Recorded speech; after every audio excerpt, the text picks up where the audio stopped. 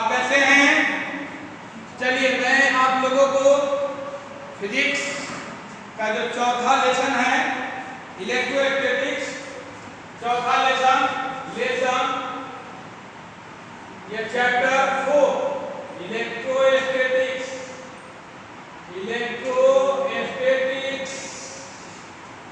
Chapter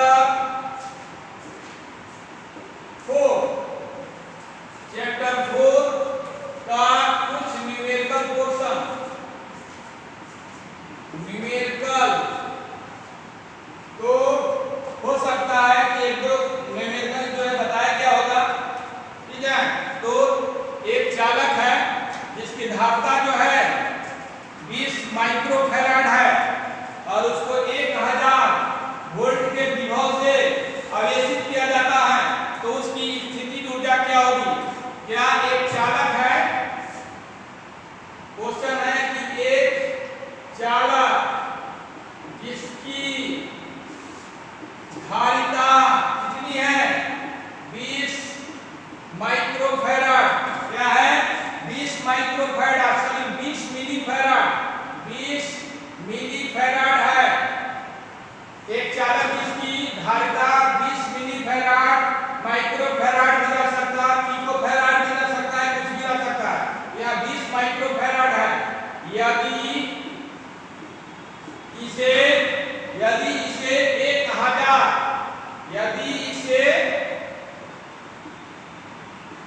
1000 volt के विभव से आवेशित किया जाता है तो चालक के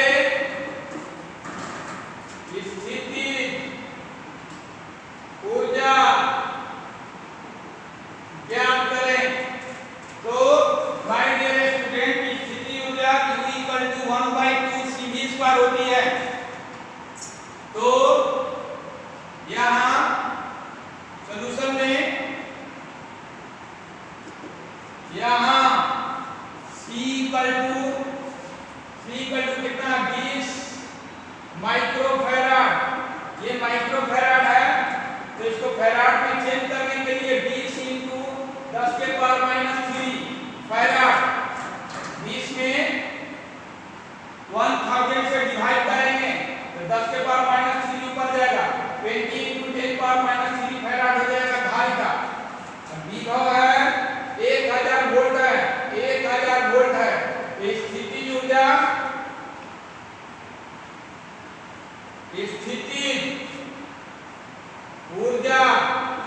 1/2 CV², 1/2 C का मान है 20, C का मान है 20 × 10⁻³ C और V² है, V का मान कितना है 1000, V का मान है 1000, तो 1/2 × 20 × 10⁻³ × 1000, तो ये हो गया, ये आपको 10 हो गया, 10 × 10⁻³ ×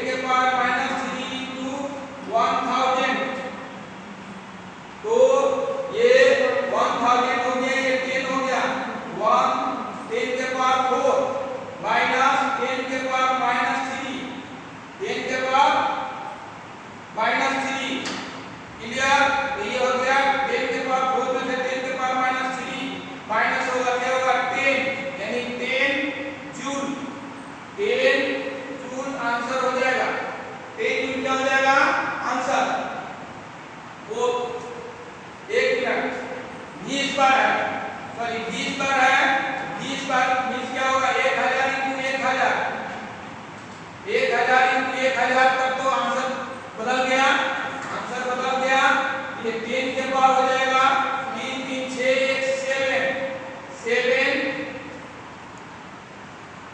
7, ये माइनस 10 10 3, 10 के पावर 7 - 3 = 10 के पावर 4 जूल आंसर हो गया। तो पोटेंशियल एनर्जी एक चालक में इसके धारिता 20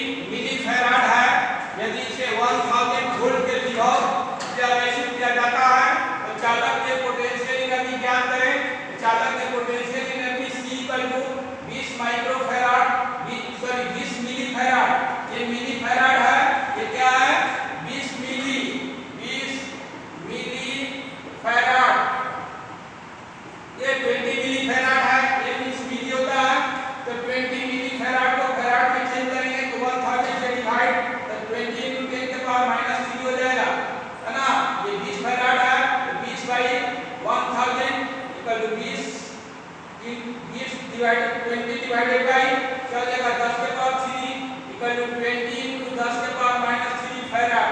तो ये 20 मिली फैराड को फैराड में चेंज करेंगे कैसे 20 में 1000 से डिवाइड करेंगे 20 upon 1000 equal to 20 by 10 power 3 equal to 20 into 10 power -3 farad.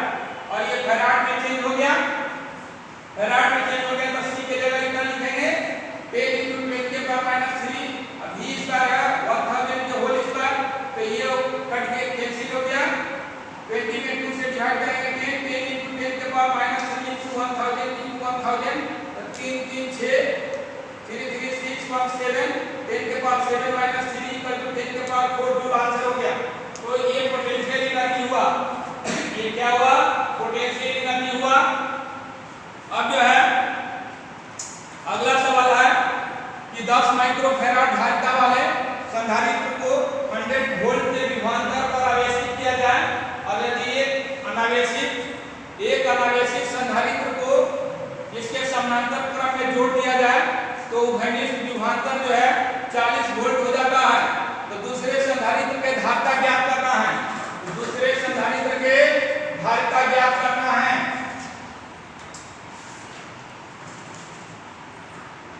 तो लिखेंगे सवाल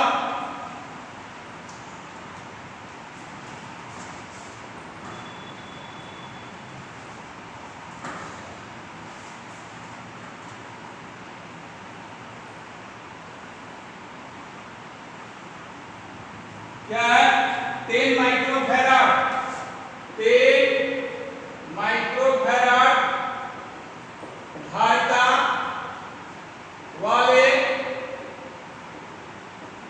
संधारित्र को 10 माइक्रोफैराड धारिता वाले संधारित्र को 100 वोल्ट के विभव तक आवेशित करके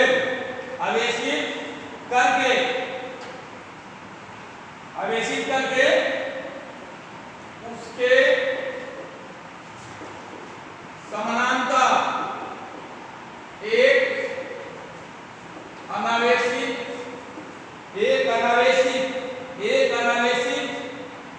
एक अनावेशित चालक को लाया जाता है या एक अनावेशित संधारित्र को लाया जाता है। क्या है 10 माइक्रोफैराड धारिता वाले संधारित्र को 100 वोल्ट के विभव तक आवेशित किया जाएगा उसके समानांतर एक अनावेशित संधारित्र को लाया जाता है समानांतर क्रम में है ना समानांतर क्रम में लाया जाता है। तो उभयनिष्ठ विभवांतर समानांतर क्रम में लाकर जोड़ दिया जाता है समानांतर क्रम में एक अनावेशित संधारित्र को लाया जाता है और उसे जोड़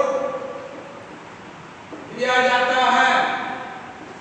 तो उभयनिष्ठ विभवांतर 40 वोल्ट हो जाता है 40 वोल्ट हो जाता है। तो दूसरे अनावेशित ये दूसरे संधारित्र के धारिता ज्ञात करें। तो यहां देखिए एक 10 माइक्रोफैराड धारिता वाले संधारित्र को 100 वोल्ट के विभवांतर पर आवेशित किया जाता है। ठीक है धारिता इतनी है 10 माइक्रोफैराड धारिता है 10 माइक्रोफैराड धारिता वाले संधारित्र को 100 इसकी धारिता जो है क्या C 10 माइक्रोफैराड को चेंज करेंगे 10 into 10 के पावर माइक्रोफैराड 10 कितना फैराड हो जाएगा तो इतना फैराड हो जाएगा। तो Q इक्वल टू होता है Q equal to C1V plus C2V है ना। पहले Q निकाल लीजिए Q इक्वल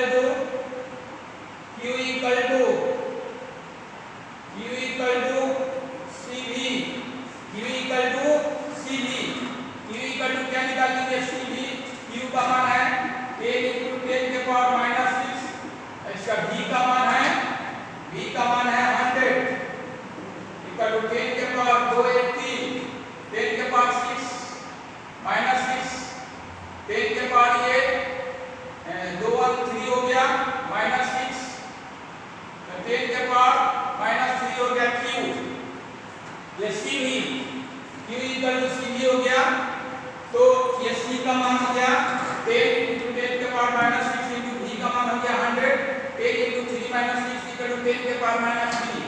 और जो है इसको पता है कि समानांतर क्रम में जोड़ दिया जाता है। समानांतर क्रम के लिए हो जाएगा q इक्वल टू c1 है ना, c1 v1 plus c2 v2।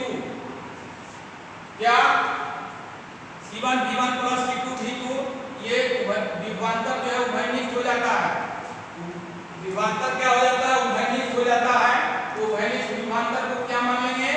v मान लेंगे। उभयनिष्ठ विभवांतर को v डैश, यहाँ v डैश मान लेंगे। तो q equal to c1 v dash है ना। ये जो है ये पहला संधारित्र मान लेंगे इसको। पहला हो गया q equal to c1 v, यहाँ c1 कर दीजिए। c1 इक्वल टू 10 माइक्रोफैराड कर दो इतना। c1 equal to c1 v 10 into इतना इक्वल टू 10 के पावर माइनस 3। तो c1 का वैल्यू है यहाँ c1 v dash plus c2 v dash.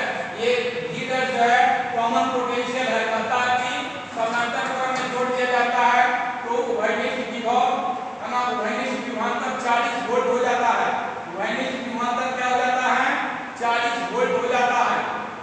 ठीक है। तो पहले संधारित्र के विभव कितना है? 100। और जोड़ने के बाद विभवांतर कितना हो जाता है? 40 वोल्ट हो जाता है। तो दूसरे संधारित्र के यानी C2 का मान निकालना है। तो Q equal to C1 V dash plus C2 V dash. तो यहाँ Q का मान है, Q का मान निकाला जा चुका है 10 के पावर माइनस 3, 10 के पावर माइनस 3। यहाँ C1 का मान है 10। अच्छा V डैश कॉमन का लीजिए, V dash C1 plus C2। देखो C1 plus C2 equal to 10 के पावर माइनस 3 बटे V डैश। 10 के power minus 3 by V dash है 40 वोल्ट। V डैश कितना है? 40 वोल्ट। 40। तो ये C1 प्लस C2 इतना हो गया। तो हमको C1 मालूम है, क्या निकालना है? C2। तो C2 इक्वल टू 10 के power minus 3 by 40 minus C1। तो ये C2 निकालना था 10 के power minus 3 by 40 minus C1 का वैल्यू है 10 into 10 के पावर माइनस 6। 10 into 10 के पावर माइनस 6। तो 10 के पावर माइनस 6 में से 10 के पावर माइनस 6 में से 10 है माइनस होगा तो 10 के पावर 5 बच जाएगा। 10 के पावर माइनस 5 यानी कि 10 के पावर माइनस 5, 10 के पावर माइनस 5 बाई 1। और इसके बाद जो है इसका एलसीएम हो जाएगा 40 एलसीएम हो जाएगा। ये 10 के पावर माइनस 3 माइनस 40 into 10 के पावर माइनस 5, 10 के पावर माइनस 5। तो इसे C2 का मान डेराइव होगा। इससे क्या होगा? C2 का मान निकलेगा 10 के पावर माइनस 3 है। अरे 40 गुने 10 के पावर क्या है? माइनस 5 है। 10 के पावर माइनस 3 into 40 into क्या होगा? 10 के पावर माइनस 5, 10 के पावर माइनस 5। क्लियर? तो इसे दूसरे संधारित्र के धारता निकलेगी। एक 10 के पावर माइनस 3, 10 के पावर माइनस 3 का 10 के पावर माइनस 5 हो गया। इसको हल करेंगे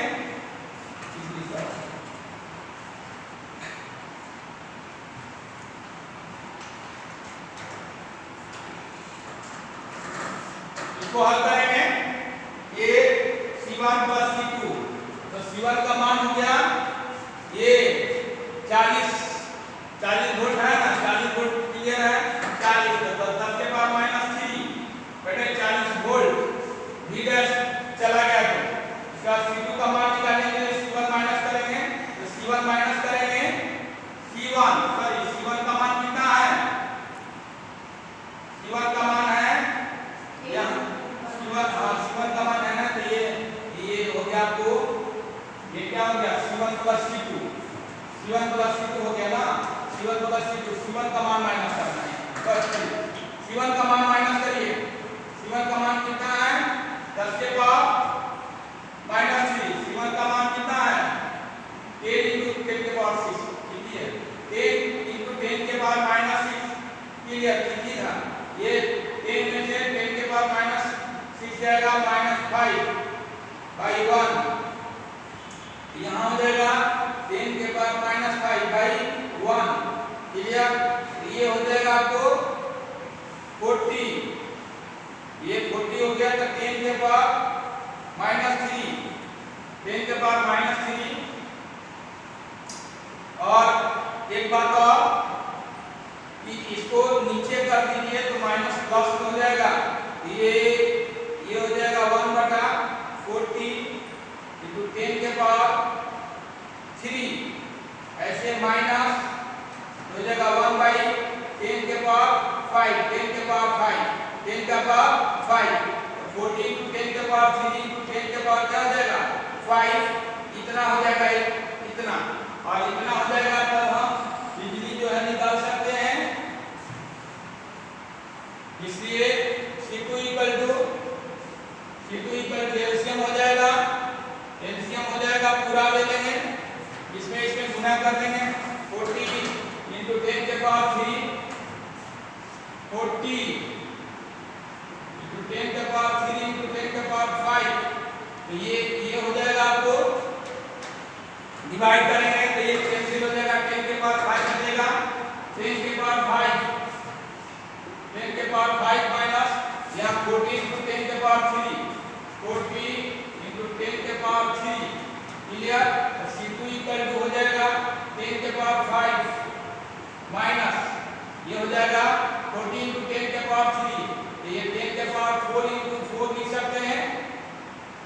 अब आई हो जाएगा 40 इंटू 10 के पावर 3 इंटू 10 के पावर 5, क्लियर। 10 के पावर 4 कॉमन ले लेंगे, 10 के पावर 4 कॉमन लेंगे तो यहाँ 1 माइनस क्या हो जाएगा, 10 के पावर 4 कॉमन हो जाएगा तो 1 माइनस 10 के पावर 4 कॉमन हो जाएगा तो ये 10 बचेगा, 10 माइनस 4, 10 माइनस 4, 10 के पावर 4 कॉमन हो गया तो 10 के पावर 5 है तो 10 बचेगा, यहाँ माइनस क्या हो जाएगा, यहाँ 4।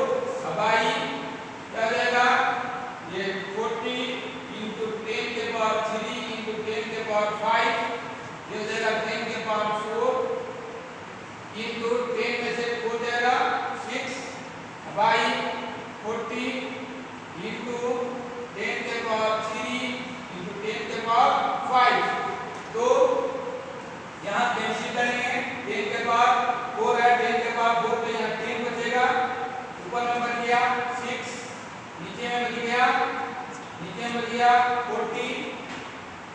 40 और 4 नीचे यहाँ 4 इंटू 10 4 इंटू 10 इंटू 10 के पावर 3 इंटू 10, तो ये 2 3 6 2 2 2, ये हो जाएगा 3/2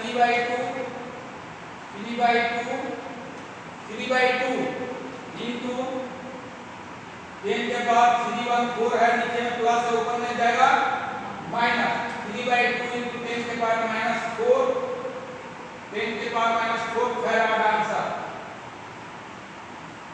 कैपेसिटेंस का ऐसा यूनिट फैराड होता है, 3/2 इंटू 10 के पावर -4 फैराड, तो 3/2 को लिख सकते हैं हम 1.5 इंटू 10 के पावर -4 फैराड, तो लिखिए 3 में 2 से डिवाइड करेंगे, 1.5 इंटू 10 के पावर -4 फैराड आंसर हो जाएगा।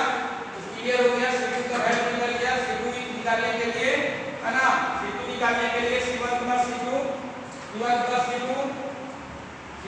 C2 यहाँ जो फॉर्मूला बताया गया था C1 plus C2 equal to मनी Q, यहाँ जो बताया गया था फॉर्मूला, क्लियर। तो ये हो गया आपको, क्योंकि यहाँ जो है Q इक्वल टू जो होता है C1 भी होता है, ठीक है। तो ये C1 plus C2 equal to कितना हो गया, इसके लिए क्या किया गया, C1 इक्वल टू 10 माइक्रोफैराड तो फैराड में E इक्वल टू C1 का वैल्यू इतना, V का मान इतना, इस तरह से 10 के पावर -3 हो गया, क्लियर। इसके बाद जो है ये बताया गया था formula Q equal to C1 plus C2, तो उससे फॉर्मूला से ये निकला C1 प्लस C2, और यहाँ जो आपको वैल्यू था Q का वैल्यू यहाँ Q का वैल्यू 10 के पावर -3 उसके बटा में ये आ गया कॉमन पोटेंशियल V डैश जो 40 वोल्ट है ये आ गया और C1 हमको मालूम है तो C2 निकल गया इतना। क्लियर? तो ये हो गया। अब अगला सवाल है तो जल्दी से नोट करेंगे।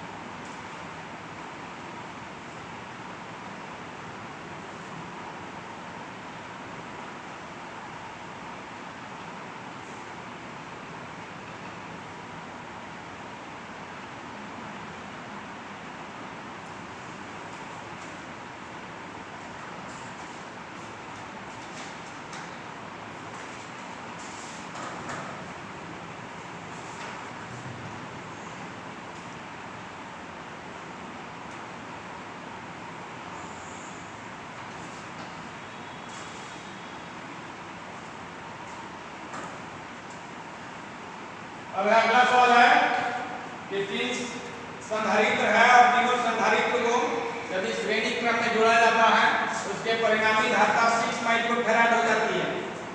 तो उसको समानांतर क्रम में जोड़ेंगे तो परिणामी धारिता कितनी होगी? तो तीन संधारित्रों को श्रेणी क्रम में जोड़ा जाता है तो परिणामी धारिता 6 माइक्रोफैराड हो जाती है।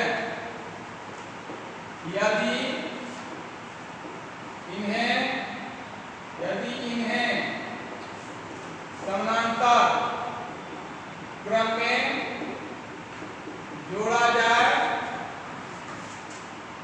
जाए तो परिणामी धारिता कितनी होगी? समानांतर क्रम में जोड़ा जाए तो परिणामी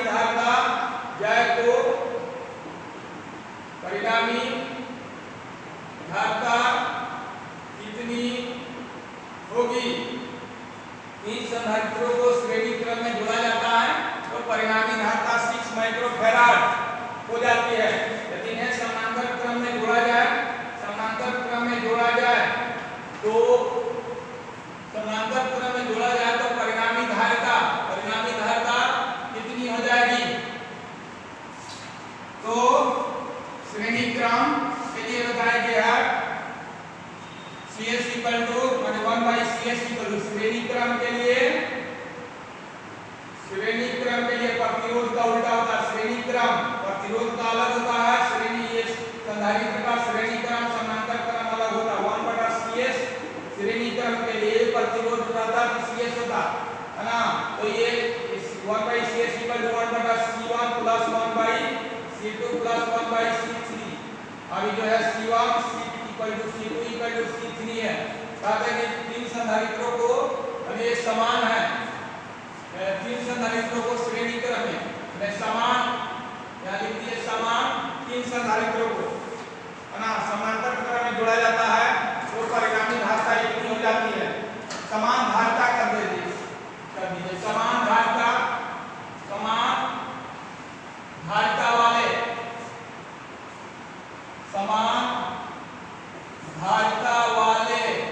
धारिता वाले तीन संधारित्रों को श्रेणी क्रम में जोड़ा जाता है तो परिणामी धारिता 6 माइक्रोफैराड हो जाती है। अब इन्हें समानांतर क्रम में जोड़ा जाए तो परिणामी धारिता कितनी होगी? यहाँ C1 equal to C2 equal to C3 equal to C मान लेंगे। तीनों के धारिता क्या है? समान है। तीनों के धारिता क्या है? समान है। तो 1/CS परिणामी धारिता 1/6 हो जाती है 6 microfarad equal to 1/C plus 1/C plus 1/C 1/6 equal to ये हो जाएगा 1 प्लस 1/C ये हो जाएगा 1/6 equal to 3/C 1/6 equal to क्या हो जाएगा? 3/C हो जाएगा। 1/6 इक्वल टू 3/C। इसलिए C